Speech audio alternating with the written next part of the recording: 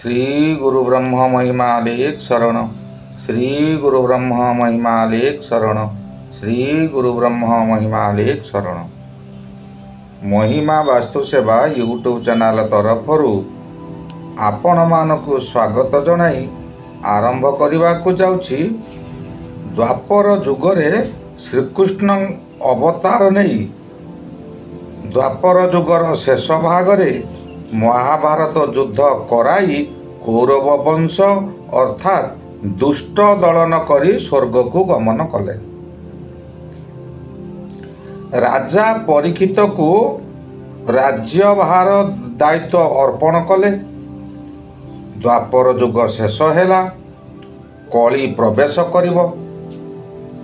हठात निरंजन गुरु को पूछा कले, बाबा आज्ञा द्वापर युग जेतेबेले सरिला सेतेबेले कौन पृथ्वी ध्वंस हो गला कि? बाबा उत्तर देले, ना, गोटिए युग शेष परे पृथ्वी ध्वंस हुए ना, केवल पृथ्वीर स्थाने स्थाने ध्वंस लीला लगी जाए। एबे गणमाध्यम रे प्रचार होउची 2025 रे पृथ्वी ध्वंस हेबो, किंतु यह संपूर्ण नुहे, यह मिथ्या, यह सत्य नुहे। पृथ्वी केबे ध्वंस हेब नाही। पृथ्वीर स्थाने स्थाने प्रलय हेब, बहु जीवन हानि हेब, यह सत्य। जेउ समय रे द्वापर युग शेष हैला बोली कहा जाउछि, से समय रे महाभारत युद्ध होइतिला, बहु जीवन हानि हैला। निरंजन हाथ जोड़ी विनय होई जानिबा को इच्छा प्रकाश कले, बाबा आज्ञा से युद्ध रे कौन पापी माने लोप पाई गले? बाबा उत्तर रे कहले, खाली पापी माने लोप पाई नांती, ताहा सांगरे मध्य धार्मिक लोक माने मध्य मृत्यु मुखरे पड़िछंती। जेपरी दुर्योधनर पुत्र लक्ष्मण कुमार आउ अर्जुनर पुत्र अभिमन्यु, यह केवल उदाहरण, किंतु यहीपरि लक्ष लक्ष कोटि कोटि धार्मिक मध्य मृत्यु को आपणैछंती। निरंजन पुणी प्रश्न कले, बाबा आज्ञा सेमाने तो धार्मिक थिले, तेबे पापी मानक सहित नाश हेले काहेकि? सेमाने तो बंची रही थांते, आगामी युग सकाशे किछि धर्म कर्म करिथांते। बाबा कहले, तमे जो प्रश्न कल यह एक भल प्रश्न, यह समस्ते जानिबा जरूरी। तमे प्रति विषय को अति निष्ठार सहित श्रवण करुथिबारु तम्बे आंबर श्रेष्ठ शिष्य होई पारुछ। तमे पचारिथिबा प्रश्नर उत्तर सुन। से समय रे धनु, तीर, गदा, मुद्गर, खंडारे युद्ध हेउतिला। एबे आउ ता नाही। आकाश मार्ग रे युद्ध हेउची। हजार हजार माइल दूररू क्षेपणास्त्र मारी गोटिए गोटिए अंचल ध्वंस करि देउछंती। जेउ अंचल ध्वंस पाउची से अंचल रे कोन केवल पापी थिले कि? सेठार मध्य धार्मिक व्यक्ति थिले। सेही पापी मानक सहित सेमाने मध्य मृत्यु मुखरे पड़गले। जेपरी ए निकटरे कालिफोर्निया जंगल रे निया नागिला, हजार हजार जीव पोड़ी होई मरीगले, सेमाने मुक्ति पाईगले। सेहीपरि पापी मानक सहित किछि धर्मपरायण व्यक्ति मध्य मृत्यु मुखरे पड़िबे। निरंजन पुणी प्रश्न कले, बाबा आज्ञा से समय रे विभिन्न योद्धा मानकर विभिन्न अस्त्र शस्त्र नामकरण करा जायतिला। जेपरी शिवंकर थिला पिनाकी धनु, रामचंद्रंकर कोदंड धनु, अर्जुनंकर गांडीव धनु। युद्ध शेष रे से धनु सबु कौन हैला ओ से धनु आसीथिला केउटु, ताहा किपरि तयारी होइतिला, केउथिरे ताहा तयारी होइतिला जे एते शक्ति? बाबा खुशी होई कहले, तमर प्रत्येक विषय जानिबार आग्रह थिबारु तमे जने भविष्यत रे ज्ञानी हेबो। ସେ ବିଷୟ ମୁଁ ପର ଅଧ୍ୟାୟରେ କହିବି। ଏବେ ଦ୍ୱାପର ଯୁଗ ଶେଷରେ କଳି ଯୁଗ କିପରି ଆସିଲା ମୁଁ ସେଇ ବିଷୟରେ କହୁଛି। କଳି ପୁରୁଷ ତାହାର ଥାଟ ବଳ ଧରି ଆସିଲା। ଦ୍ୱାପର ଯୁଗକୁ କିପରି ମାୟା ଜାଲ କରି ବିସ୍ତାର କରି ବିତାଡ଼ିତ କରିବ ସେ ବିଷୟରେ ମୁଁ କହୁଛି ଶୁଣ। ଧର୍ମ ଯୁଧିଷ୍ଠି ଅନ୍ୟ 4 ଭାଇଙ୍କ ସହିତ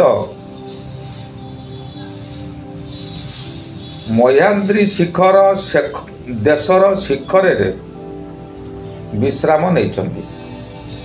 ସଙ୍ଗରେ ବୈଶ୍ୟାନର ବା ଅଗ୍ନି ମଧ୍ୟ ଅଛନ୍ତି। ବୈଶ୍ୟାନର ଯୁଧିଷ୍ଠି ଦେବଙ୍କୁ କହିଲେ, ଦେଖ ଆକାଶ ମାର୍ଗରୁ କିପରି କଳି ପୁରୁଷ ମାୟା ବିସ୍ତାର କରି ମାଡ଼ି ଆସୁଛି। ଯୁଧିଷ୍ଠି ଅନେଇ ଦେଲେ ଓ ଦିବ୍ୟ ଚକ୍ଷୁରେ ସେ ଦେଖିବାକୁ ପାଇଲେ କଳି ଆସିବା ପୂର୍ବରୁ ତାହାର ସହଯୋଗୀମାନେ ପୂର୍ବରୁ ଆସି ତାଙ୍କ ସକାଶେ ବାଟ ପରିଷ୍କାର କରୁଛନ୍ତି। ସେମାନେ ତାଙ୍କ ମାୟା ବିସ୍ତାର କରି ଏ ଜନସମାଜକୁ ବିଭିନ୍ନ ପ୍ରକାର ଲୋଭ ଦେଖାଇ ନିଜ ଆଡ଼କୁ ଆକୃଷ୍ଟ କରୁଛନ୍ତି ଓ ଆଶା ଦେଉଛନ୍ତି ରାଜନ ଆସିଲେ ବା ଆମର ରାଜା ଆସିଲେ ସମସ୍ତ ସୁବିଧା ତମର କରିଦେବ। ଏଇ ଦେଖ କିପରି ମିଥ୍ୟା ପ୍ରତିଶ୍ରୁତି ଦେଇ କଳି ରାଜନ ପୃଥ୍ୱୀପୃଷ୍ଠକୁ ମାଡ଼ି ଆସୁଛି। ସେ ଆସିବା ସମୟରେ ତାଙ୍କ ସଙ୍ଗରେ ତାଙ୍କର ପତ୍ନୀ କଳାବତୀ ମଧ୍ୟ ଅଛନ୍ତି। ଥାଟ ବଳ ଧରି ଆଗକୁ ଆଗକୁ ମାଡ଼ି ଚାଲିଛନ୍ତି। କଳାବତୀ ଜଣେ ଶଙ୍କିନୀ ନାରୀ। ସେ ଶଙ୍କିନୀ ନାରୀର ଲକ୍ଷଣ ପ୍ରକାଶିତ କରୁଛି। ତାର ଦେହ ଆମିଷ ଗନ୍ଧ ହେଉଛି। ଶଙ୍କିନୀ ନାରୀ ସର୍ବଦା ଏକ ଦୁର୍ଗନ୍ଧ ତାଙ୍କ ଶରୀରରୁ ବାହାରେ।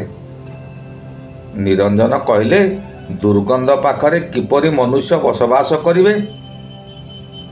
ବାବା କହିଲେ, ପ୍ରଥମେ ଭୟରେ ତାଙ୍କୁ ସାମ୍ନା କରିବେ।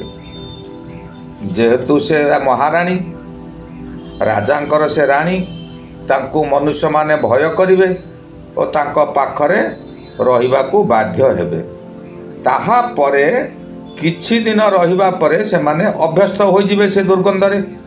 ଆଉ ସେ ଦୁର୍ଗନ୍ଧ ଜଣାପଡ଼ିବ ନାହିଁ।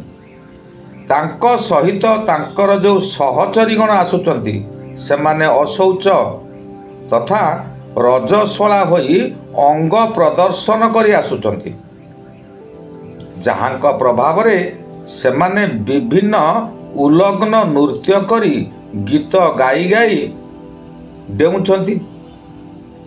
କାମୁକ ପୁରୁଷମାନେ ମତୁଆଲ ହୋଇ ତାଙ୍କ ସହିତ କରତାଳି ମାରୁଛନ୍ତି। ମଦନ ଦେବ ତାଙ୍କ ପଛରେ ରହି ପୁଷ୍ପ ଧନୁ ଧରି ରହିଛନ୍ତି।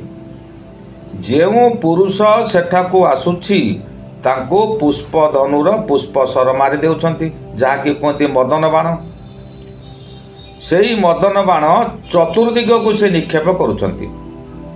ମଦନ ବାଣରେ ପୁରୁଷ ଓ ନାରୀ ସମସ୍ତେ ପ୍ରେମରେ ମତୁଆଲା ହୋଇ ଅବିଧି ମୈଥୁନ କରୁଛନ୍ତି। ଅବିଧି ମୈଥୁନ କ୍ରିୟା ଦ୍ୱାରା ପୁରୁଷର ବଳ ହରଣ କରୁଛନ୍ତି। ଗର୍ଜନ କରି ପାଦ କଚାଡ଼ି ବୀର ଦର୍ପରେ ଚାଲୁଛନ୍ତି ଓ କହୁଛନ୍ତି, ଯେତେ ଧନ ରତ୍ନ ଅଛି ସବୁ ମୋ ଭଣ୍ଡାରକୁ ବୋହି ନେବି।